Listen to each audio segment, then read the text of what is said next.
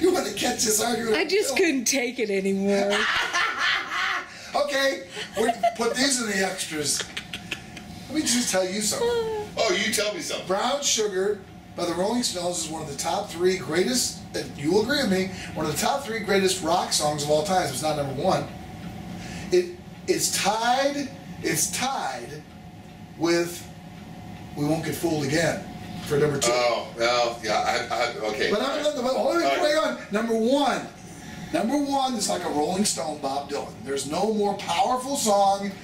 We will bow to the altar. There's no better. Bobby Z's got it, man. Okay, that changed the whole decade. The fatted calf got slaughtered in his name for that one. That's cool. He changed the whole decade. All right. And won't read Grail Marcus. Won't get fooled again. Read Grail Marcus on that. That's cool. Real Marcus would say that. Yeah, he actually agrees with us. Grail Marcus, yeah. He does. Now, won't get fooled again. Oh. Interesting side note. We would not have that song if it wasn't for Joe Walsh. Really? Because Joe Walsh very, very generously gave Pete Townsend the riff? he gave him the big Gretsch guitar and a Fender Bandmaster 310, old Tweed 310, that made that entire album fucking just... What it is. I mean, when it goes... Oh, the minute you hear that...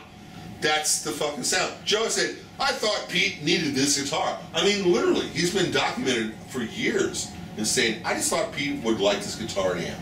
It sounded pretty good. So I had it, I thought he might use it. And the album came out. And it was the same thing as like when Joe sold Jimmy Page's 59 Les Paul, number 1. He said, I just thought Jimmy might need a Les Paul. But let's get back to the original discussion on the Rolling Stones, because I think the importance of Ron Wood we had not discussed. Let me tell you the importance of Ron Wood. Much pleasure. Ron Wood and Keith Richards were able to interweave 2 rhythm players. And Ron Wood's a good slide player. Well, he's a great slide player. He can play steel, but he's not a virtuoso. He's the ultimate. No, he's the ultimate side man. He's like a fucking Joe. He's like a Joe Walsh. He's like a Joe Walsh. But together those guys have got a thing, and he can handle the lifestyle of the Rolling Stones.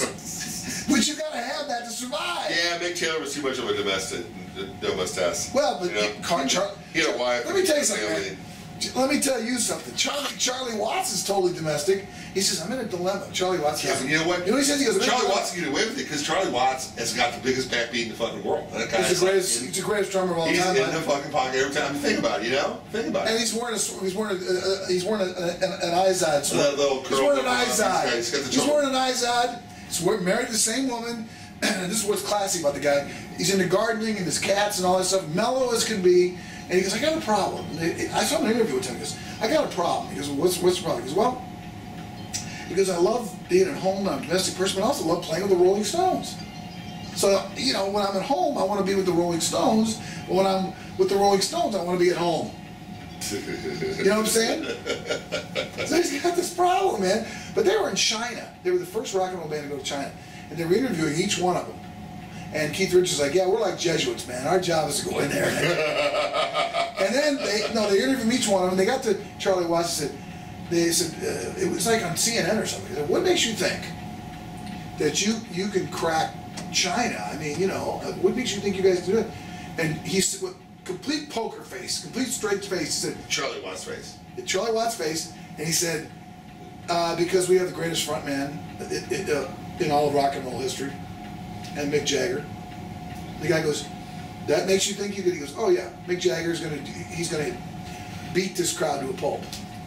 And that's exactly what they did. We'll go to Charlie Watts. That's exactly what they did. We'll go to Charlie Watts and we'll bring it back around. This is my little end story. He's the greatest drummer of all time, man. You know the story about Street Fighting Man, don't you? No, I don't know. How that was recorded? Oh no. It was recorded on a set of it's 2 acoustic guitars.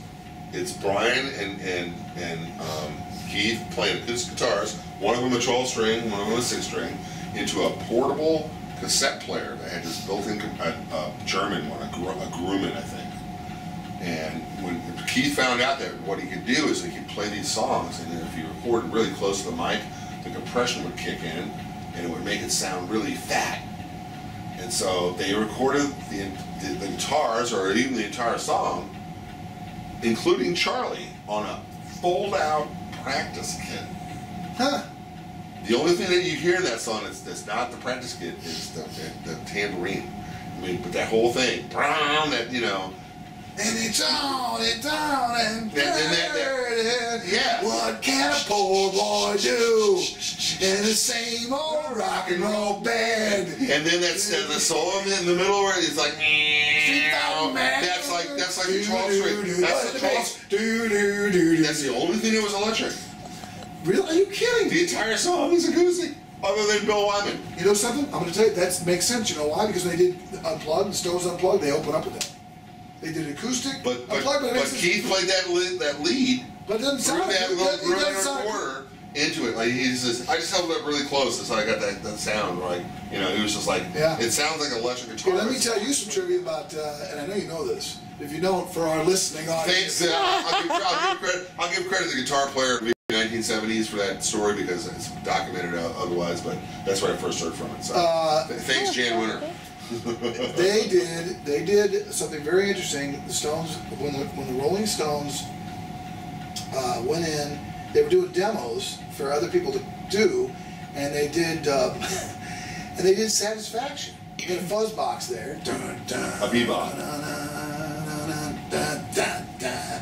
and they were on the road, and somebody was trying to, their manager or whoever it was at the time was trying to sell the song, to various different artists. Nobody's interested, and it somehow got onto the radio. It became a hit, and they're like, "Hey man, you got like a #1 hit or something." It was the first #1 hit they had.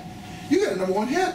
Yeah, #1 hit. I remember saying. Oh my! I used to go down to Twin Pools that American. But that was planned. That was a demo.